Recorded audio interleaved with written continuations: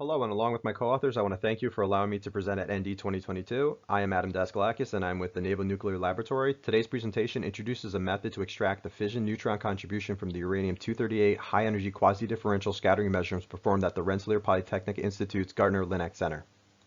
The motivation behind this work stems from methods developed to separate elastic and inelastic contributions from a quasi-differential iron measurement. Those results show that the detector's response function could be used to reconstruct pulse height distributions measured in time of flight, which evaluators can use to constrain their nuclear models. This work examines pulse height distributions from quasi-differential uranium-238 measurements. Unlike iron, uranium pulse height data contains a myriad of reactions including fission and elastic and inelastic scattering. The goal herein is to eliminate the fission contribution in order to isolate contributions from elastic and inelastic neutrons at different energies and angles. This is achieved by using in-beam response functions to reconstruct the measured pulse height distributions from a californium-252 spontaneous fission source. I'll introduce the concept of response functions endpoint, and together with the reconstructed uranium-238 fission pulse height distribution, the neutron contribution from fission can be calculated and eliminated. The remaining pulse height data would only contain scattered neutrons from elastic and different inelastic states, which can be extracted using the same methods and techniques. Additionally, the methods discussed here can be applied to cases where fission neutrons dominate the signal, such as uranium-235 and plutonium-239. For the uranium-238 measurement, the RPI-LINAC generated a pulse beam of 60 MeV electrons and delivered them onto a neutron-producing tantalum target, producing Bremsstrahlung radiation, which in turn generated neutrons through the photonuclear reactions with the tantalum. Neutrons that escaped towards the high-energy scattering system traversed a series of collimated and evacuated flight paths that ensured the neutron beam diameter was approximately 3 inches, which coincided with the typical diameter for scattering samples. A 3/8 inch thick uranium-238 disk was positioned in the beam path 30 meters from the tantalum target. 8 EJ301 liquid scintillators were placed around the scattering sample at positions based on observed discrepancies between different evaluated nuclear data files. Each detector's analog signals were converted to a digital pulse, and that data was processed to separate gammas from neutrons. Neutron data was displayed in time of flight alongside Monte Carlo calculations, as displayed in the figure here for a single detector. These results were featured in a few publications, including a 2014 Nuclear Data Sheets journal article authored by Capote and others. That digitized data, which initially served to identify discrepancies between measured data and evaluated nuclear data libraries, and between the libraries themselves, were revisited for this work. Part of the success modeling the uranium-238 measurement is attributed to the in-beam experiments, which consisted of placing the EJ301 detectors directly in the neutron beam path to calculate each detector's relative efficiency. That data was revisited to extract energy-dependent response functions. The figure here displays the counts measured by a single detector with respect to neutron time of flight and incident neutron energy on the bottom and top x-axes, respectively. The first step to extract in-beam response functions was to isolate all events contained in a narrow time band. In this instance, the time band displayed here is 1 MeV plus or minus 2.5%, or 25 keV. Next, we take those events and examine each of their pulse heights, that is, the total area produced by each pulse. Data presented on the bottom figure represents the pulse height distribution from the 1 MeV energy band, or the 1 MeV response function. We repeat this process at 1.5 MeV, and although the total number of counts in this energy band do not vary much, the pulse height distribution shifts to the right, representing larger pulses generated by high-energy neutrons. Lastly, I repeat this process at 2 MeV. Again, the distribution shifts to the right because the high-energy neutrons. This introduces a challenge for high-energy response functions where their pulse height distribution becomes hard to ascertain due to the limited number of recorded events. Therefore, the 3.2 MeV response function was used to represent all higher energy response functions, which were weighed by the ratio of the detector's relative efficiency.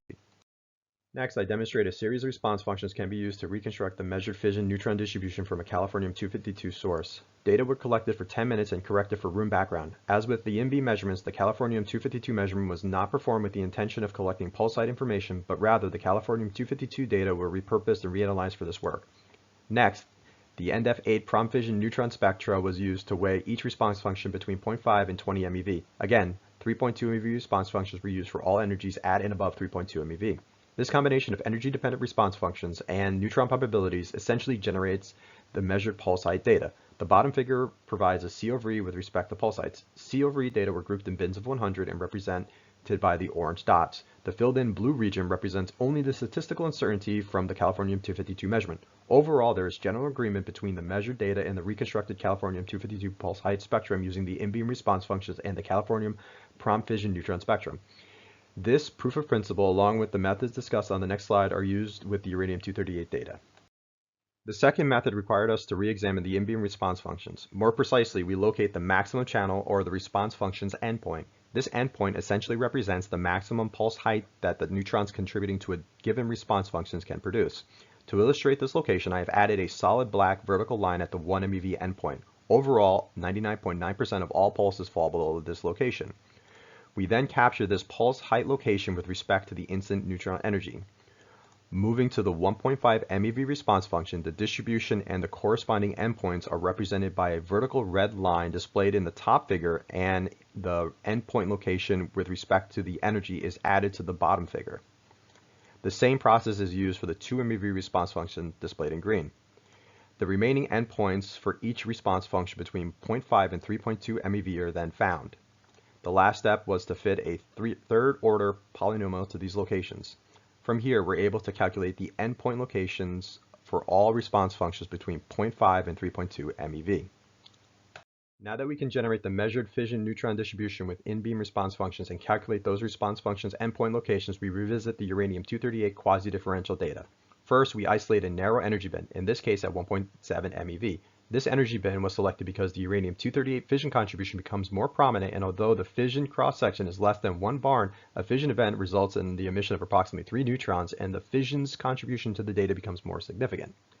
As with the in-beam response functions, we analyze all the events and extract their pulse heights.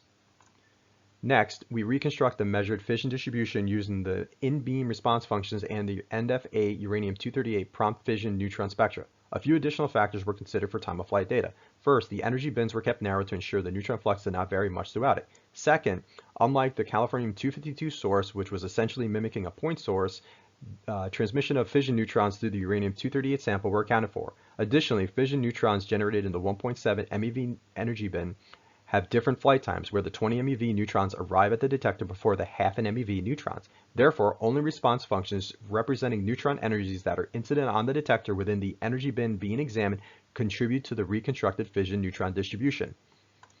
To normalize the reconstructed fission distribution, the endpoint location for the 1.7 MeV elastic neutrons was found. This essentially means that all the data above this location, pulse heights above approximately 2200, were generated by fission neutrons. We then area normalize the reconstructed fission distribution to the data above this endpoint location. The inset plot displays a zoomed-in view.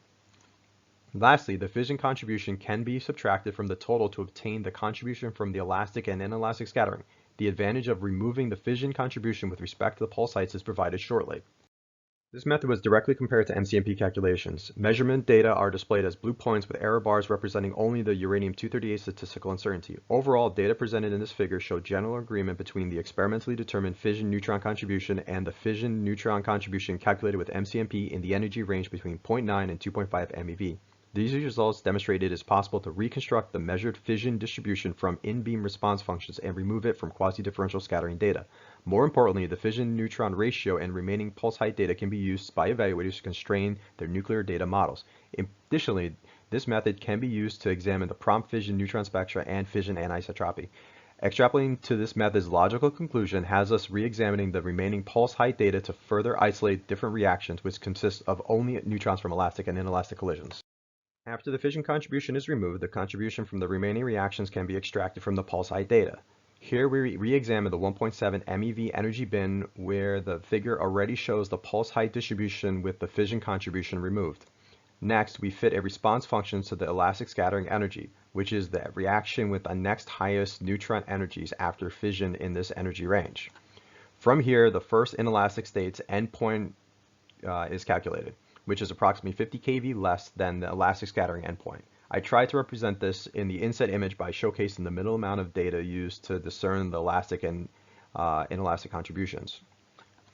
Lastly, the elastic scattering contribution can be removed, and the pulse height distribution will contain only neutrons from the inelastic collisions. This process can be repeated to obtain additional inelastic states for each detector at several energies and angles if the data support this. However, the work presented in this presentation is intended as a proof of concept for consideration for future measurements and analyses. In conclusion, we show that extracting pulse height spectra from in-beam response functions and looking at their endpoints played a critical role in delineating neutrons from different reactions. Those response functions were used to reconstruct the measured Californium-252 pulse height distribution. We then applied those methods to time-of-flight quasi-differential uranium-238 scattering data to show a proof of concept which can be used to calculate and separate the fission neutron contribution. These methods provide a means to separate fission from elastic and the different inelastic contributions at different energies and angles. Ultimately, This can help constrain nuclear models and may open the possibility to explore other reactions such as the prompt fission neutron spectra and fission anisotropy. Again, I want to thank you for your time, and I'm happy to answer any questions regarding this work.